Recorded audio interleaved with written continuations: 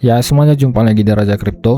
Di video kali ini kita akan membahas tentang Frost Kingdom ya, karena CBT-nya akan segera berakhir dan aku mau sharing beberapa hal penting yang menurutku esensial ya untuk diketahui supaya kita nggak salah langkah ketika official launch-nya nanti. Nah, sekarang untuk official launch-nya kita belum tahu kapan, kita belum ada di update di sosmed ataupun di Discord sama devnya ya, jadi kita tunggu aja. Dan ya, ayo kita bahas. Yang pertama yaitu tentang top up ya. Nah, kalau kalian lihat di sini rankku tuh rank 100 dan ini adalah rank secara global ya. Ini belum dibagi-bagi servernya, server Asia, server North America dan server lain. Ini server global. Aku cuman top up $1 dan bisa masuk top 100. Ini BP ku 2,76. Belum ku upgrade semuanya ya. Masih bisa lebih tinggi lagi. Dan ya ada juga orang lain yang VIP 1 atau top up $1 udah lebih tinggi juga BP-nya. Tapi yang mau aku bilang adalah di game ini kita nggak perlu top up banyak ya. Untuk punya battle power tinggi atau progress yang cepat, kita hanya butuh aktif. Nah, tentunya kalau kita top up banyak, pastinya progres kita akan jauh lebih cepat, lebih tinggi dari yang lain ya, yang nggak top up. Tapi kalau kita lihat di sini, ini sebagai sampel ya, tentang gimana pemainnya nanti ketika official launch. Ini kalau misalnya dibelah jadi dua server, misalnya server Asia dan juga North America, aku yang top up $1 aja ini udah top 50 berarti kan. Tapi kalau kita top upnya juga tanggung, nanti misalnya $100, ya nggak bisa juga untuk top 1 ya kan.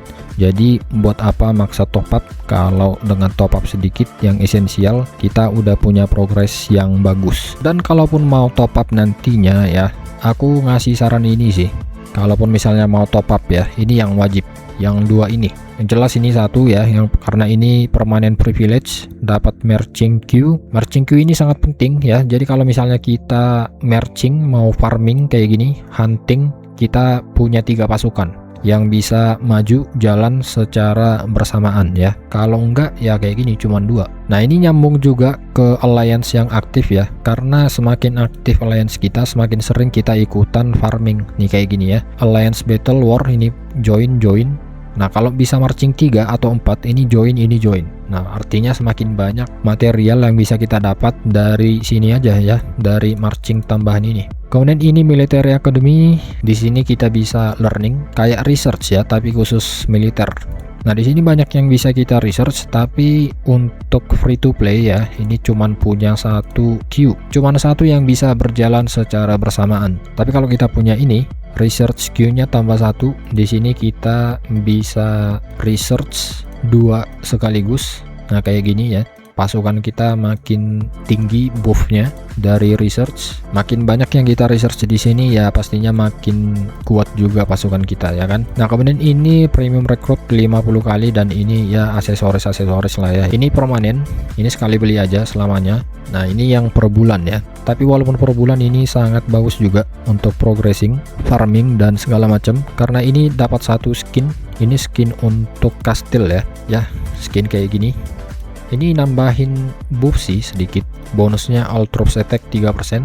Kemudian marching queue ini tambah lagi 1. Nah, dari sini 1, dari sini tambah lagi 1, jadi 4. Nah, otomatis kecepatan farming kita, material yang kita dapat jauh lebih banyak nantinya kalau kita punya yang 2 ini. Nah, terus marching speed juga naik 100% ya, artinya semakin sering kita bisa ikutan ini battle nih, alliance war. Terus ada daily free prosperity chest, ada daily free enhancement component, jadi ini buff tambahan untuk pasukan. Terus daily free fit ini kayak stamina itu ya, dan pemulihan gold tambahan.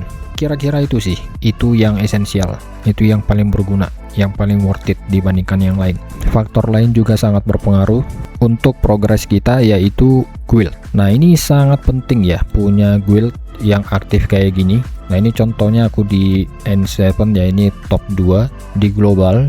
Kalau di Asia mungkin ini udah top 1 nih. Nah, jadi guild ini sangat berpengaruh pada progres kita juga ya, karena di sini kita ada sangat banyak fitur yang bisa membantu kita. Contohnya ini ya, battle ini, alliance war. Jadi semakin banyak member, semakin aktif member, semakin banyak war atau battle yang bisa kita ikuti, dan semakin banyak juga material yang kita dapat ya, reward yang kita dapat dari alliance war ini. Kalau kalian guildnya sepi, ya gimana mau ikutan battle kayak gini, gimana mau dapat reward yang banyak ya kan. Nah, itu baru dari battle. Kemudian kalau dari sini achievement, ini juga dapat banyak reward nih ya. Ini udah full dari blue diamond, gold, book ya, yang sangat berguna untuk mengupgrade bangunan dan juga pasukan ya kan. Kemudian nih contohnya make a wish, ini bisa sangat membantu untuk progres hero kita ya, supaya bisa kita upgrade, kita naikin bintangnya ya kan. Terus fitur help ini, nah contohnya ini ya, kita butuh material, kita tinggal minta bantuan. Contohnya kita butuh ini bintang contohnya. Nah ini dalam hitungan detik udah sangat banyak yang ngasih. Nah itu karena membernya aktif ya. Kalau sepi ya dari mana kita dapat bantuan material kayak gitu ya kan. Nah ini juga Alliance Challenge. Nah dari sini juga dapat bonus-bonus kayak gini nih ya, premium recruit, secret crystal. Nah secret fruit ini untuk pet, siapa tahu kalian tinggalan ya. Nah ini contohnya, ini naikin battle power nih ya kan, kita kasih makan. Nah ini naikin battle power, dan kalau kita nanti udah punya pet yang levelnya cukup, bisa kita pakai juga farming contohnya di sini. Nah ini kan untuk creature ya, untuk creature pet. Nah dan juga kalau kalian join guild yang aktif, kalian bisa ikut komunitasnya ya, bisa komunikasi enak kayak gini ya kan, bisa sharing-sharing, minta bantuan. Tapi kalau guildnya sepi, mana seru main kalau nggak ada teman ya kan. Nah kemudian di sini ya, nah ini di store guild kita pakai yang namanya Alliance Point. Nah ini kita bisa belanja-belanja kayak gini juga ya. Ini contohnya tech chest, sangat berguna untuk progres bangunan dan juga troops. Nah ini sangat banyak nih yang kita dapat dari guild. Nah ini langsung bisa research ya kan, naikin level bangunan. Nah kalau guild kita aktif juga ya, dengan meng-research teknologinya kayak gini, kita dapat buff lagi ya. Seperti ini mengurangi konsumsi gold, ini mendapatkan tambahan gold. Ini rapid march, semakin cepat pasukan kita bergerak ya ketika marching. Jadi supaya farmingnya itu lebih cepat gitu ketika marchingnya juga cepat. Nah itu benefit-benefit yang kita dapat dari guild yang aktif. Kalau kalian masuk guild yang nggak aktif ya susah juga kalian progressingnya ya. Nah kemudian tentang hero ya. Nah kalau kalian lihat di sini punyaku, aku mengupgrade macam-macam hero kayak gini ya. Ini levelnya kalian lihat. Padahal sebenarnya yang aku butuh itu palingan 2 ya. Untuk awal main tuh cuman 2 sebenarnya. Dan salah satu hero ini sangat berpengaruh untuk naikin damage, yaitu ini, si Alpha Tech ini. Itu karena skillnya ini ya. Jadi dia itu bisa ngestun musuh, unable to attack next time.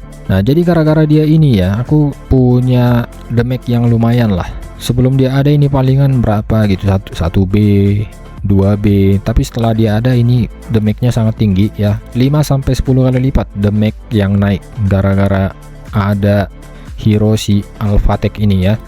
Sebelumnya aku pakai kombinasi ini, Bjorn plus Ibnu Sina ya, makanya aku naikin juga levelnya sampai level 30 plus ini ya, bintang 3. Kupikir dengan level dan bintang seperti ini hero nya udah lumayan, udah hebat gitu kan. Ternyata masih kalah sama Alpha Tech. Dia bintang 1 ya, belum ada upgrade satupun nih stage. Bahkan ketika dia level 10 aja ini udah sangat jauh bedanya.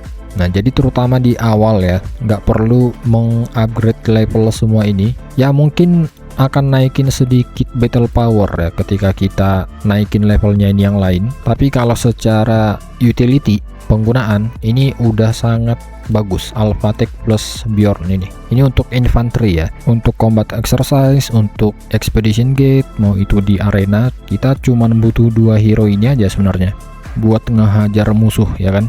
Nah dan untuk energi di sini aku udah mencoba membandingkan ya, penggunaan 10 energi itu bagusnya untuk hunting ini event rock ya kan, atau ngehajar 2 monster. Karena untuk monster ini kan butuh 5 energi ya sekali attack, jadi 2 kali attack ke monster versus 1 attack ke rock. Kira-kira mana yang materialnya yang dapat paling banyak, karena ini mirip-mirip nih ya. Di monster ada gold, ada tech design plan, dan ada troops merch book.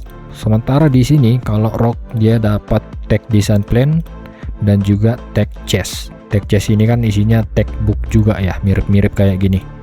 Nah dan yang didapat ya hasil farmingnya itu ini ya, Untuk rock tadi aku ini 10 energi, dapat alliance coin, dapat tech design plan, dan dapat 175 tech chest ya, 145 175. Nah, dan sementara untuk monster itu ngehabisin 10 energi, dapatnya yang ini ya. Ini yang dua ini, attack monster succeeded, yaitu ini. Alliance coin memang dapat lebih banyak monster ya kalau menggunakan 10 energi, jadi 450 kali 2 dapat 900 kan. Tapi kalau untuk ini 10 energi cuma dapat 675. Nah, tapi kalau untuk material ini, tag-nya ini jauh lebih banyak dapat dari rock. Nih, ini 26 kali 2, 53 kali 2. Jauh lebih banyak dapat dari rock dibandingkan dari monster. Nah, jadi kalau fokus kita untuk individual progression supaya makin banyak dapat materialnya untuk mengupgrade nih ya, nge-research, nge-upgrade building, bangunan, merge troops dan sebagainya, itu bagusnya memang hunting atau farming rock saja ya. Nah, jadi supaya penggunaan energi atau feed itu lebih maksimal, hunting rock aja. Dan ya kira-kira itu aja untuk video kali ini, semoga bermanfaat. Sampai jumpa di video berikutnya.